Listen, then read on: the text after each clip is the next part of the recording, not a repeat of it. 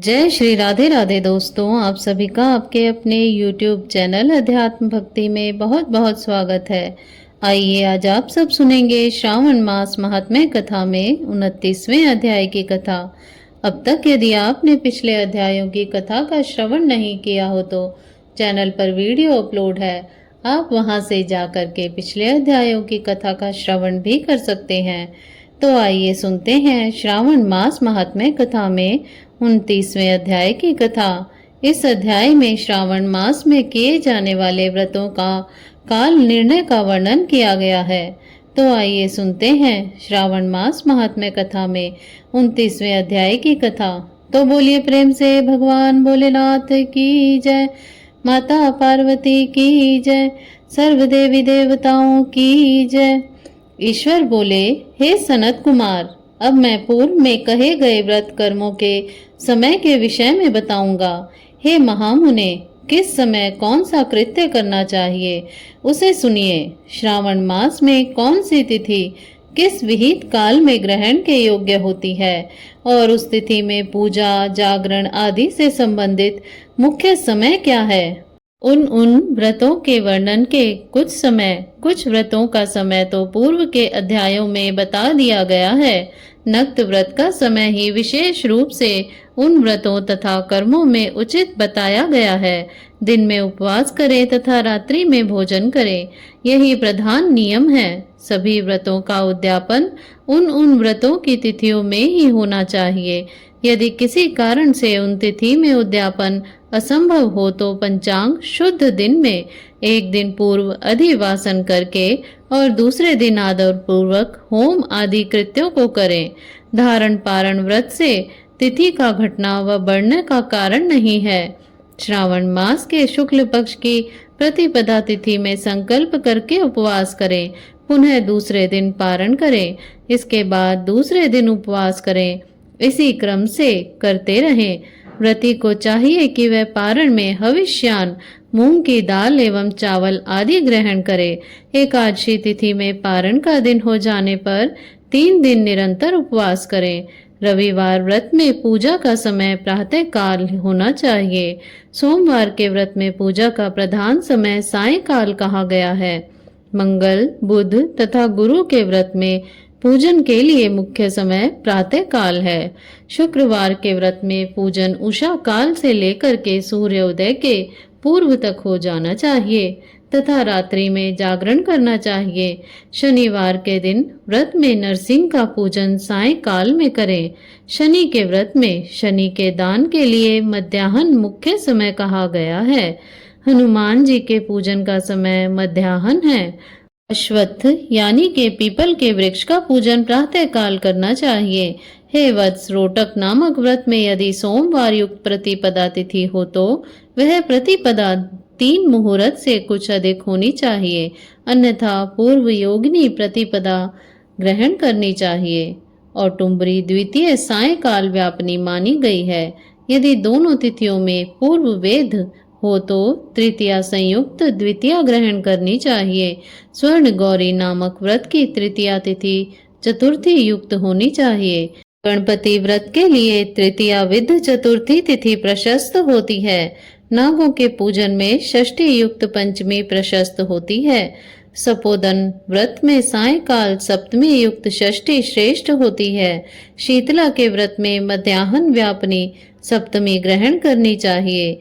देवी के पवित्रारोपण व्रत में रात्रि व्यापनी अष्टमी तिथि ग्रहण करनी चाहिए। नक्त व्यापनी कुमारी नवमी प्रशस्त मानी जाती है। इसी प्रकार आशा नामक जो 10वीं तिथि है वह भी नक्त व्यापनी होनी चाहिए। विद्ध एकादशी का त्याग करना चाहिए। हे मुने, उसमें वेद के विषय में सुनिए। एकादशी व्रत के लिए अरुणोदय में 10वीं के वेद वैष्णवों के लिए तथा सूर्योदय में 10वीं का वेद स्मार्तों के लिए निंद्य होता है। रात्रि के अंतिम प्रहर का आधा भाग अरुणोदय का होता है। इसी रीति से जो द्वाची हो वह पवित्रारोपण में ग्राह्य है। कामदेव के व्रत में त्रयोदशी तिथि रात्रि व्यापनी होनी चाहिए। उसमें भी द्वितीय याम व्यापनी त्रयोदशी हो तो वह अति प्रशस्त होती है। शिव जी के पवित्रारोपण व्रत में रात्रि व्यापनी चतुर्दशी होनी चाहिए। उसमें भी जो चतुर्दशी अर्धरात्रि व्यापनी होती है वह अति श्रेष्ठ होती है। उपाकर्म तथा उत्सर्जन कृत्य के लिए पूर्णिमा तिथि अथवा श्रवण नक्षत्र होना चाहिए। यदि दूसरे दिन 3 मुहूर्त तक पूर्णिमा हो तो दूसरा दिन ग्रहण करना चाहिए, अन्यथा तैत्तिरीय शाखा वालों को और ऋग्वेदियों को पूर्व दिन ही करना चाहिए। तैत्तिरीय यजुर्वेदियों को 3 मुहूर्त पर्यंत दूसरे दिन पूर्णिमा में श्रवण नक्षत्र हो तब भी पूर्व दिन दोनों कृत्य करने चाहिए। यदि पूर्णिमा तथा श्रवण दोनों का पूर्व दिन 1 मुहूर्त के अनंतर योग हो और दूसरे दिन 2 मुहूर्त के भीतर दोनों समाप्त हो गए हों, तब पूर्व दिन ही दोनों के कर्म होने चाहिए। यदि हस्त नक्षत्र दोनों दिन अपराह्न काल व्यापी हो तब भी दोनों कृत्य पूर्व दिन ही संपन्न होने चाहिए। श्रवण कर्म और उपाकर्म प्रयोग के अंत में दीपक का काल माना गया है और सर्व बलि के लिए भी वही काल बताया गया है। पूर्व के दिन में अथवा रात्रि में अपने अपने ग्रह सूत्र के अनुसार जब भी इच्छा हो इसे करना चाहिए। इस दीपदान तथा सर्व बलिदान कर्म में अस्तकाल व्यापनी पूर्णिमा प्रशस्त है ग्रीव के उत्सव में मध्याह्न व्यापनी पूर्णिमा प्रशस्त होती है। रक्षाबंधन कर्म में अपराह्न व्यापनी पूर्णिमा होनी चाहिए। इसी प्रकार संकष्ट चतुर्थी चंद्रोदय व्यापनी ग्राह्य होनी चाहिए। यदि चंद्रोदय व्यापनी चतुर्थी दोनों दिनों में हो तो अथवा दोनों दिनों में ना हो तो भी चतुर्थी व्रत पूर्व दिन में ही करना चाहिए, क्योंकि तृतीया में चतुर्थी महान पुण्य फल देने वाली होती है। अतः हे वत्स, व्रतियों को चाहिए कि गणेश जी को प्रसन्न करने वाले इस व्रत को करें। गणेश चतुर्थी, गौरी चतुर्थी और बहुला चतुर्थी, इन चतुर्थियों के अतिरिक्त अन्य सभी चतुर्थियों के पूजन के लिए पंचमी विद्या कही गई है। कृष्ण जन्माष्टमी तिथि शीत व्यापनी ग्रहण करनी चाहिए। निर्णय में सर्वर्थ तिथि 6 प्रकार की मानी जाती हैं। पहली दोनों दिन पूर्ण व्यापनी, दूसरी दोनों दिन केवल अव्याप्ति, तीसरी अंश से दोनों दिन समव्याप्ति, चौथी अंश से दोनों दिन विषम व्याप्ति, पांचवी पूर्व दिन संपूर्ण व्याप्ति और दूसरे दिन केवल आंशिक व्याप्ति, पूर्ण दिन आंशिक व्याप्ति और 6 दूसरे दिन अव्याप्ति। इन पक्षों में 3 पक्षों में जिस प्रकार संदेह नहीं है उसे अब सुनिए। विषम व्याप्ति में अंश व्याप्ति से अधिक व्याप्ति उत्तम होती है। एक दिन तिथि पूर्णा है, वही तिथि दूसरे दिन अपूर्णा कही जाती है। अव्याप्ति तथा अंश से व्याप्ति, इनमें अंश व्याप्ति उत्तम होती है और जब अंश व्याप्ति पूर्ण हो तथा जब अंश में सम हो वहां संदेह होता है और उसके निर्णय में भेद होता है। कहीं युग्म वाक्य से वार व नक्षत्र के योग से, कहीं प्रधान द्रव्य योग से और कहीं पारणा योग से। जन्माष्टमी व्रत में संदेह होने पर तीनों पक्षों में पराग्रही होती है। यदि अष्टमी 3 प्रहर के भीतर ही समाप्त हो गई हो तो अष्टमी के अंत में पारण हो जाना चाहिए और उसके बाद यदि अष्टमी उषा काल में समाप्त होती हो तो पारण उसी समय करना चाहिए।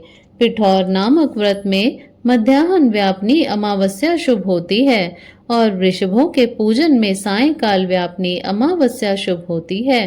कुशों के संचय में संगव काल, यह दिन के 5 भागों में से दूसरा भाग होता है। व्यापनी अमावस्या शुभ कही गई है। सूर्य के कर्क संक्रमण में 30 घड़ी पूर्व का काल पुण्य में मानते हैं। अगस्त्य के अर्ध का काल तो व्रत वर्णन में ही कह दिया गया है। हे वत्स, मैंने आपसे यह कर्मों के काल का निर्णय कह दिया। जो मनुष्य इस अध्याय को सुनता है अथवा इसका पाठ करता है वह श्रावण मास में किए गए सभी व्रतों का फल प्राप्त करता है।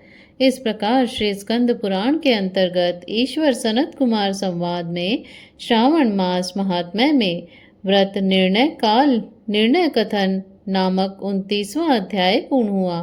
तो बोलिए प्रेम से भगवान भोलेनाथ की जय, माता पार्वती की जय, सर्व देवी देवताओं की जय।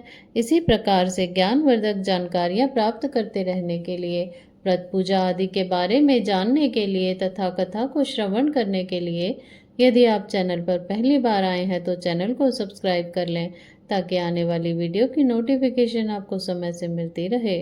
वीडियो को लाइक करें, शेयर करें, सुखी रहें, स्वस्थ रहें। जय श्री राधे राधे। धन्यवाद।